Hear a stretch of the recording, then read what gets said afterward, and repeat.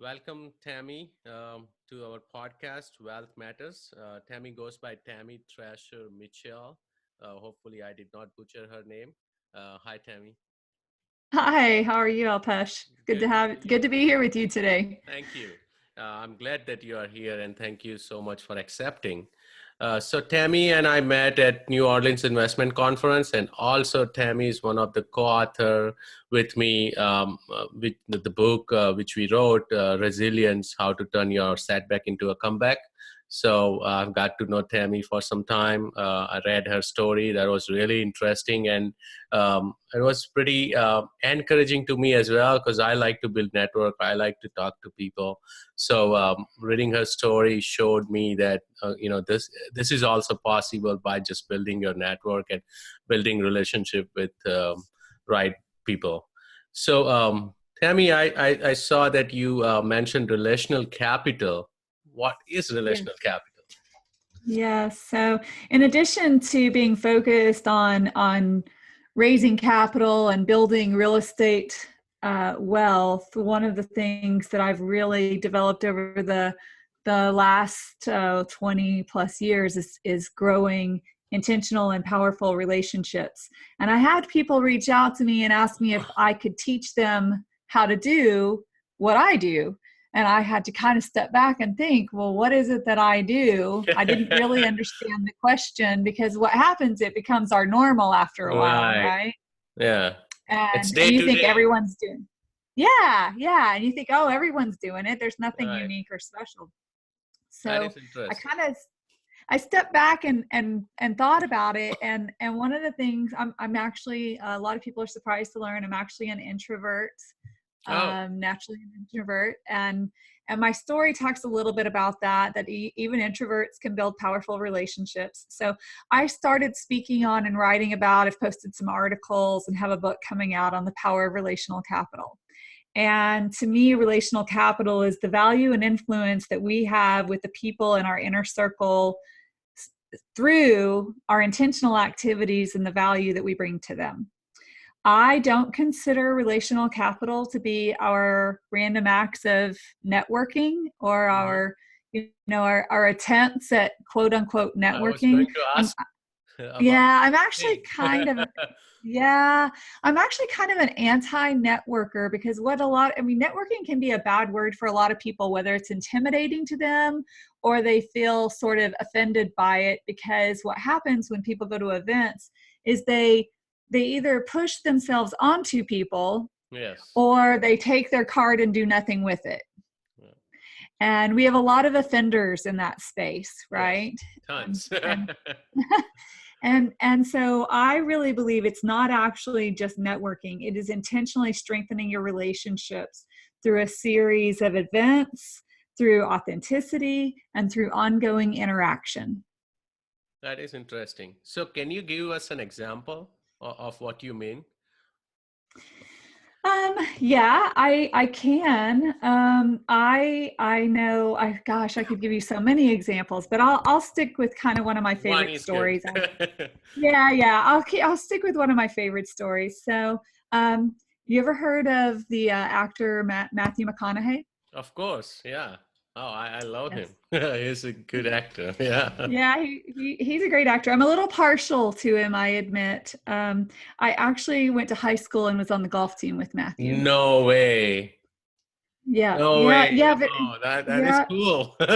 Right. It is cool. So the thing is, there are people who come and go in our lives, but we don't always have presence with them, right? Right. Okay. So Matthew and I went to school together a little while ago. It wasn't just yesterday. So there's been a couple of decades Right. since we're around each other on a regular basis. So I through um, adding value to people, building relationships with people, I am often invited to attend events, attend seminars, Right. speak at events, That's and awesome. and I went as a special guest with a good friend of mine to a conference last spring, and a couple of days before the conference, I found out that Matthew was going to be honored at the event Wow. for his charitable work and activities. Oh, Now, I wasn't attending this particular event as a VIP, and so to get to go backstage with Matthew, you had to be part of, you know, the VIP team or right. the elite executives of the event. And so I really pondered hard the day before and the day of, and I really visualized that I was going to see Matthew that day. That is. And the other is, I have a lot of people at that event, a lot of people that were in a position of influence at the event. They are people that I had been doing favors, making introductions for, trying to refer business Right. to, and bringing opportunities to for the previous year. Mm-hmm. Okay, so sometimes what we have to remember is by doing things, as long as we approach everything we do, every introduction, as long as we approach it with a giver's gain perspective, that's not about what's in it for me. What's in it for me is going to show up when you least expect it, but probably when you most need it. Okay. You brought up a really good point. When so I read, I don't know if you have read The Go Giver book Oh by yeah, Bob Bob Berg. Berg. Oh, amazing book. It changed my mindset. I thought I was doing it unintentionally anyhow, but after reading that book, I'm like, this makes so much sense. The Go Giver, I always recommend. That's like my Right. 5 books. So Yeah. the point you brought up That, exactly, synonymous with well, that book. absolutely. That is a fabulous book. I enjoyed it immensely, and I'm a big fan of Bob's. And what I have learned is, by attending this event, I reached out to one of the people who was kind of managing access to get to see Oh, Matthew. okay. And I reached out to him. I said, look, and he knew that I went to school with Matthew. I said, look, I know, like, I'm not just some random person asking, can you please help Right. me, get backstage and see him. And there were several people there who knew that I had gone to school with him, and Oh, okay. it was funny. They'd go through the line, and they went back behind the curtain, and they said, hey, Matthew, one of your classmates is here waiting to see you. You're going to see her later. And he's like, but they're taking photos, right? They're Right. burning and turning people through, taking Of course. pictures, pushing people through. Constant. And I was lingering around where you weren't supposed to be, and I was a little persistent, and I just had this true visualization, and I really believed I've given and done and helped, and I was a huge fan of Matthew's. I'm a big supporter. I've lived in San Francisco when he was filming movies and didn't get to meet him there. I kept thinking I'll stumble into him somewhere along Some the way point. in San and it didn't happen. And his dad was a huge advocate of mine for the girls golf team, because we were the first girls golf Oh. team. I've always felt this loyalty to their Oh, wow. family, to give back and to let them know how much I appreciate their support, and so Right. and his dad is a big part of his dad's passed on, but Matthew really was always very fond of his father, and his dad's a Mm. big part of his inspiration even today. And so I was persistent, and they got down to the final, like, okay, that's it. We can't have any more people come backstage. We're cutting it off. And my friend running the security there, he's like, man, I really wanted to make this happen for you. And right then the guy behind the curtain says, okay, whoever's left, this is it, final run. And Oh. my friend threw me behind the curtain, and I was the very last attendee to get to see. Wow. And we visited, we talked about golf, Longview, where we're from. We talked about his dad. We talked about his dad's last days on this earth. We talked about his That is charity. awesome. And so we got to have that really good visit. And I'm working with the local paper to put an article in the paper about some of his charitable stuff as well, and the event that we were at last year. So am I going to monetize that? I don't know. No. I have, You don't know. but Yeah. I don't know where that's going to lead to another Right. opportunity down the road. But I believed in myself, and I was persistent, and I had faith in my confidence of the relationships that I've built and the things Yes. I've done for people to put myself in a position for that opportunity to even exist. Right. Okay. So I think what we have to remember is, opportunities don't happen just to happen. We have to be prepared for opportunities to Right. happen. Yep. Yeah, you And you should be so, prepared all the time. right, right. So I was, I prepared myself by one, I had a knowledge of Matthew. Two, I had a knowledge of the people that were running the event. Right. Three, I had been giving and doing, being a contributor to their success and their businesses and their relationships, and an advocate for them. And you can be powerful and influential even by supporting people on their social media, That is right? true. That is true. And I think you are envisioning as well that you are going to see him, right? Because of the Yes, relationships you have built so far. So that's the yes, yes, positive vibe as yes. well. Yeah. So yeah, Yeah. that's So there are lots of great opportunities that come, for me, a lot of real estate opportunities have come out of my being present, being engaging. Sometimes you don't realize the ripple of, I've connected with some of my investors just because they see me engage with other people on yes. LinkedIn or on Facebook. And you don't know, what you don't know is how many people are watching you, Yes. because not everybody who comments or likes is actually the audience. No. Okay. There's a large audience out there that are flying under the radar. And so I think it's important you need to be visible in your marketplace. You need to be visible at events, where you want to build wealth, Yeah. like-minded people. It's just Yes. also important to remember your presence online is really significant and can have a ripple as well, because that's been a great resource for me to have relational capital. I'm building credibility through how people engage with me and how I engage with them online. That's an amazing story, and that's a great point too. Right now, social media is how most of us connect, right? And I see Yeah. you are pretty active on Facebook. That's for sure. And I'm one of those watchers where I may not do a lot of stuff, but as you said, I watch what's going on. I read. I want to make sure that I'm at least in touch with the what's happening outside, let's say Bay Area or outside California or even outside of USA, right? So Oh um, yeah. social media is the Absolutely. best way right now to stay connected and see what's happening. Well, and it can be overwhelming. So I tell people I have a system that I call random acts of intentional connecting. Oh, And so I actually set aside time every morning and every evening, and I might, if I can squeeze it in the middle of the day, do a little bit as well. But I post something, and I do use Facebook, Instagram, and LinkedIn.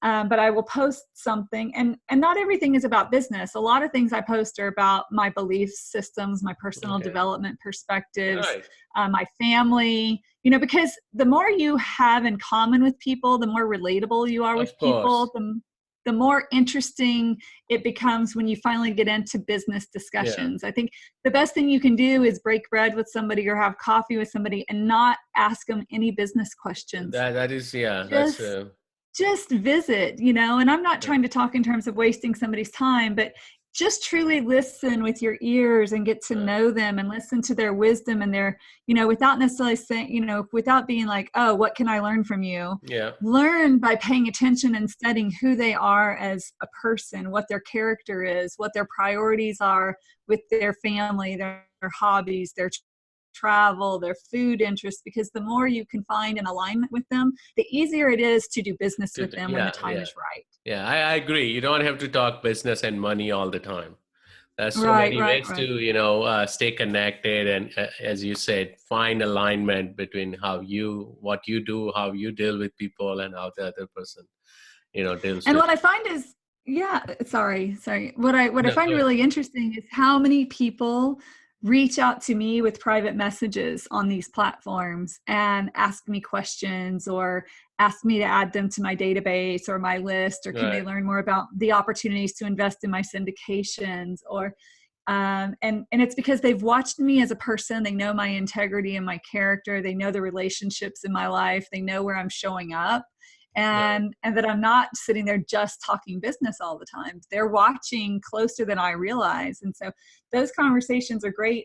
And but you just have to engage. Engagement is Yes. so key. So That's a those are great some of point. my points on relational capital. Yeah, I learned a lot today itself in last 15 minutes. So that was great. That was Thank you. so you mentioned about the book. Um, you're writing a book, huh? When is it coming out? what it is about. Yeah, it'll be out in 2019 for Okay. sure. The Power of Relational Capital, and what I really I actually wasn't going to write this book. I just share a lot on it, but I'll be honest and say I have more requests in all circles to bring this information and knowledge to people, because as much as some of us might think, oh, that's common sense, maybe we need the reminders, or maybe we need some confidence boosters on how to show up, how to execute some of those habits that will help us build our wealth through our conversations. And because lots, you've heard the saying, I'm sure, that the difference between who you are today and who you will be in 5 years are the people you meet, and the books you read, and the people you meet. Yep, yep. From And now onwards. I and I actually debate that. I argue that. I say that's not entirely true, because the things that make the difference are, it's not just the people you meet, but it's the conversations you have, and the better questions you ask, and the lessons you learn through those conversations. What do you take away and what do you implement? Interesting. And the books that you read are only so good if you're taking some knowledge nuggets and Yes. implementing them into your Yeah. life, Yeah. right? Yeah. Books are good for So theory. You got to implement them in practical that's right. world. So the difference between who you are and who you will be are the intentional conversations you have and the intentional actions that you take. And yes, clearly I like the word intentional. I think it's a powerful word. It was my word of the year a few years ago, where I realized how significant it is, because we can have these ideas and wants and hopes and dreams and goals, but the truth is it is all about showing up and taking massive action for epic results. Yeah. So you were using that word intentionally, right? I am very much. Yes. Yeah, Love that. Thank that you. was great. Yeah. Yeah. So the book, I really want to give a gift to people to empower their success, and understand that there is exponential growth opportunities in success by having those intentional conversations. I'll be the first one to buy the book for sure. Thank you, I want to I learn appreciate as much it. as possible. So, how did you get started in investment world? What did you have to do, or how did you? So, funny enough, I'm going to tell you another childhood story real quickly. Is my parents were apartment managers of apartments when I was 4 or 5 years Ah, old. so it's in the blood. It's a little bit in the blood. Yes. I remember as a child, I was not the child who played Barbies or who played house or doctor. I played office manager. Wow. And Okay. I asked for toys like calculators and typewriters and receipt books. Like, those were my presents that I would get and I would be so excited about. And just always had an interest in systems and processes and operations and architecture and conditions of properties. And it just was like, it just kind of was a series of things that happened through my life. And then we had a gap in time where I was just living, the all-American kid life, and just, I'm the oldest of 6 kids. We got busy doing our things. We're in a house. And then I went off into the business world, and I lost my father very unexpectedly when I was young. And I had just started investing in real estate. I just flipped. I was in the middle of flipping a house with a friend, and we were in San Francisco at the time. Oh, And okay. flipping that property, when I lost my dad, I was 26 years old. I was a single parent with a 4-year-old daughter. Wow. And I thought, life is so precious. Time is so short. I have no idea what journey is ahead of me. But what I do know is I want to have every opportunity, every moment I can, to be a present parent with my daughter and share life with her as much as possible, and not be a slave to a boss and a job. And I just decided that I was going to put everything I had into real estate. And so I Wow. focused on doing investments more. And I also became a licensed agent. I became a district director for a real estate company and managed people. I groomed and trained people. And No. what I realized all along the way, I was continuing to do real estate investments here and there, but I realized I really loved working with investors. I really loved helping people create multiple streams of income Yep. and build wealth. And I felt like if you're going to be a realtor the most powerful thing you can do, like the greatest wealth in the world is created through real estate. Hmm. And here I was working in the business every single day, and I thought I have to do more than just transactional real estate. I need transformational real estate. And so I really That's focused on interesting. building. Right. Thank you. Yes. So I really focused on building the real estate investing. I mean, I flipped houses. I've wholesaled. I have had buy and holds, apartments, small multifamily. I have a mobile home park. Oh, wow. Um, You've done it all. so I've played with a lot of the space. I've done transactions as a broker in a lot of spaces that I haven't necessarily invested in. So I've learned about it. Syndications, multifamily syndications are really kind of my favorite space because I really believe in multifamily housing as a product.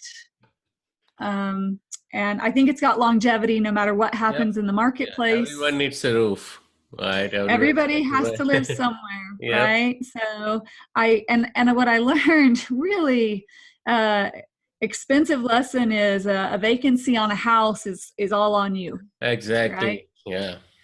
So I know you were going to talk about, what are some of the challenges in real estate, and one of my biggest challenges I faced was having a single family home that just couldn't get rented or sold in the Bay Area market when the market was just, Oh, you know, wow. And in Bay Area, means it's not cheap house. no, it's not cheap. It's Yeah, not cheap. And so I paid some prices for those lessons. The market shifted, interest rates changed, the whole dynamics, that right. 2004 to 2007, Never 8 know. time period. And I was in the middle of transitioning back to Texas while that was happening in the marketplace. And so I wasn't It's there even on hard. site. Yeah, it's even Yeah, hard. so it's even harder. So not being hands-on was an expensive lesson. Not having the right power team was an expensive lesson.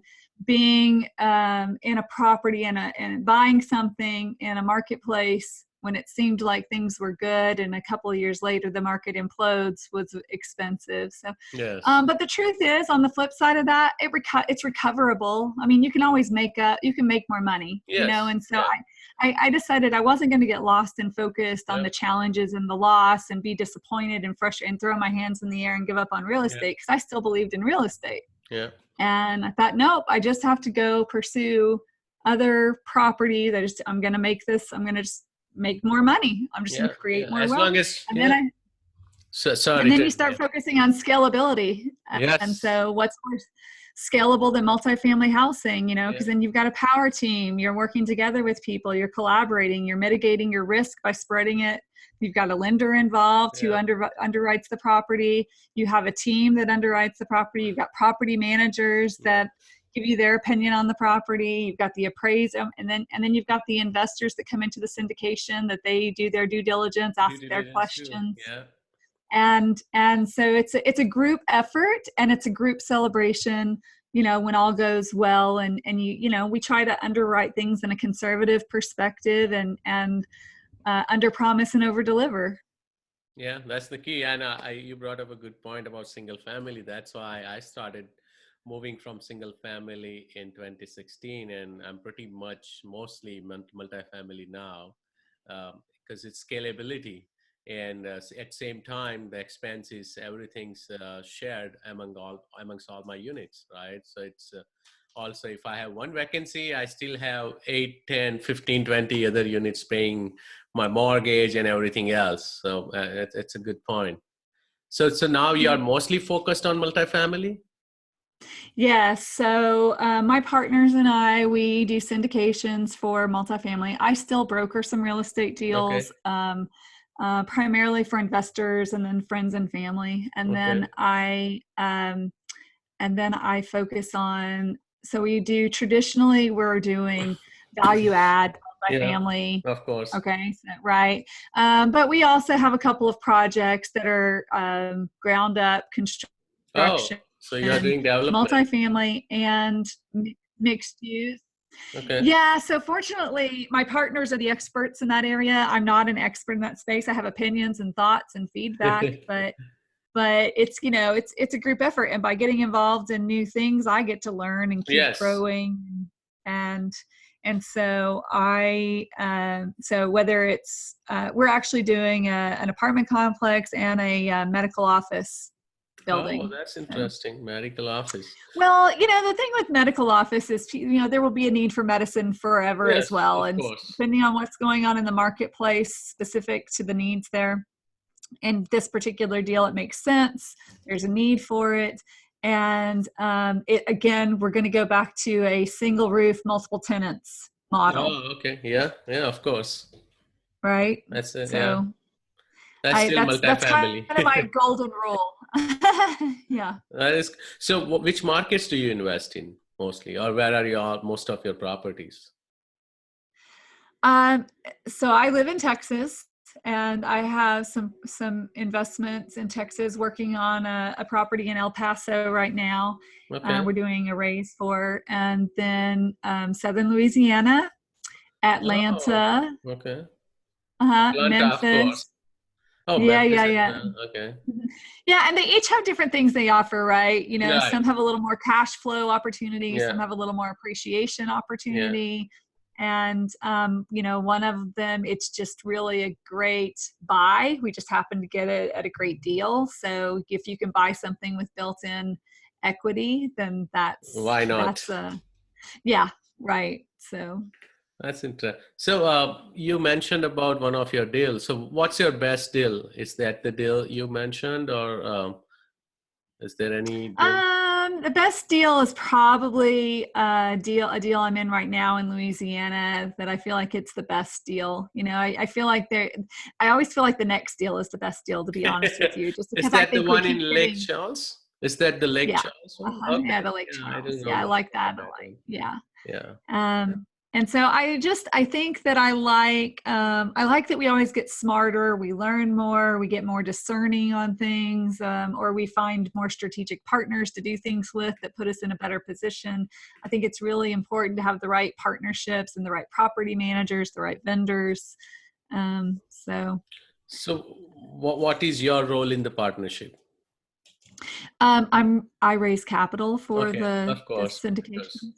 You can build network. I'm the relationships girl. Yeah, makes Yeah. sense. So, Yeah. And I like building relationships with the vendors and the brokers as well. It's just that there's a lot of people doing that, right? So, yes, a lot. So, yeah. what would be your worst deal? Is that the deal you mentioned about in San Francisco Bay Area? The San Francisco, yeah, yeah, definitely. I mean, it was a single family deal, but Right. still is my worst deal.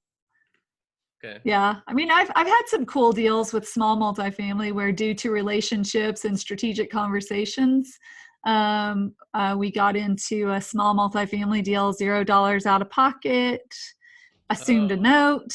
that's great. Um, and now the property needed a lot of work and Of had course. some occupancy issues, but it turned into a good opportunity. It was all upside. And, when you have zero out of pocket, there's Yeah. infinite, Returns. it's an Yeah. infinite returns. Yeah. So, Oh, that's a great deal. Yeah. So, what's your sweet spot when you're looking for investment? What do you look for? um, what are we looking for? So, looking for stabilized and improving communities, a strong financial indicators with what's going on in the local marketplace. So, Okay. you know, need and I always say, there, like, I get it. I've been doing this a long time. There's no crystal ball that is No. perfect. So, however, you can make very intelligent decisions based on trends, based on, what's going on with some of the major employers in the country, what's going on with universities, what's going on with government regulation in an area. So you've got to pay attention to a lot of these Yeah. things. I so agree. so so we, understanding the demographics and the growth projections for an area in the next 5 to 10 years, and then being able to, we really like to buy properties that we can get.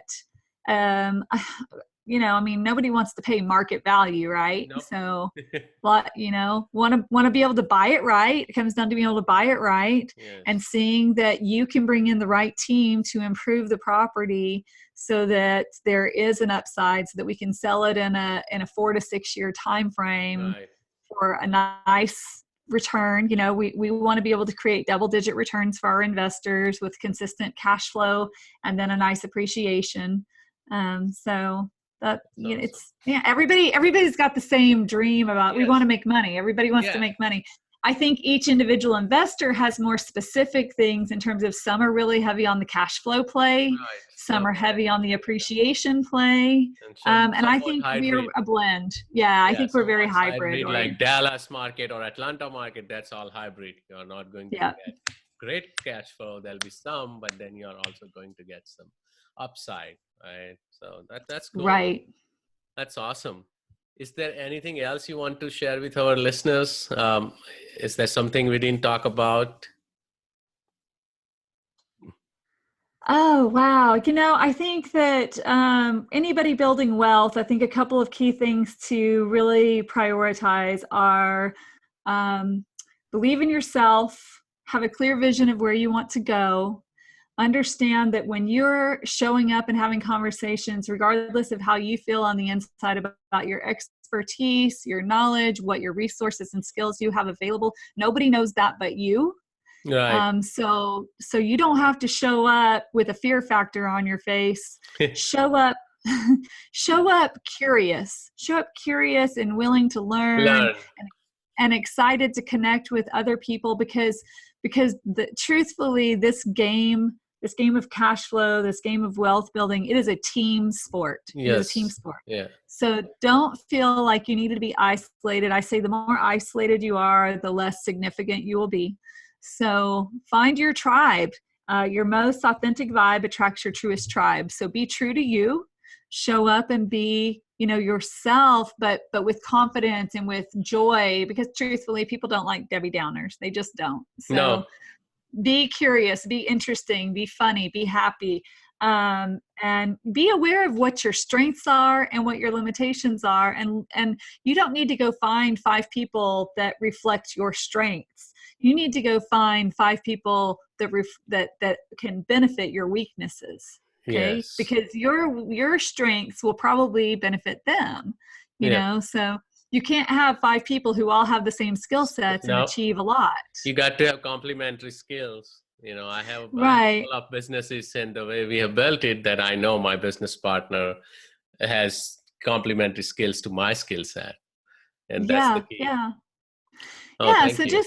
just do that. Just be brave when you don't want to be brave. If you don't know what to say, just ask questions, ask better questions, learn how to ask better questions, and just get really passionate and focused on what it is you want to achieve. And if you believe that and you tell yourself that every day, you can't help but start, because what you think about becomes what you talk about. What you talk Yes. about becomes how you act. How you act becomes your behavior. How you behave becomes your habit.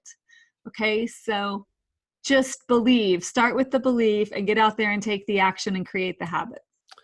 Those were some pretty great points. As I said, I learned a lot already today, and we are almost running out of time. But I would, love to keep chatting with you, and hopefully invite you again on the show when you have the book coming out, because I'm looking That forward would be to it lovely. as well. So how can my listeners reach out to you?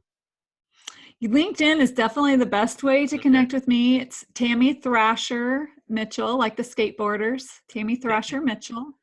And you can find me on Instagram and Facebook as well. And look forward to connecting with your listeners and hopefully adding value to their world as well. That's awesome. Thank you so much, Tammy. Really appreciate it. Thank you, Alpesh.